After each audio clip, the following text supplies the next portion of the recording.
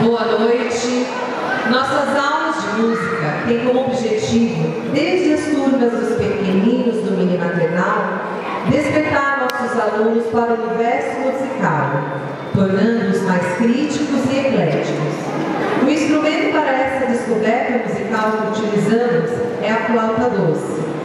Nessa noite, veremos a versatilidade dos nossos pequenos músicos na flauta e também a de alguns alunos que iniciaram seus estudos na flauta doce aqui no colégio e passaram a tocar o segundo instrumento. E hoje nos darão o prazer de ouvi-los tocar junto com seus colegas.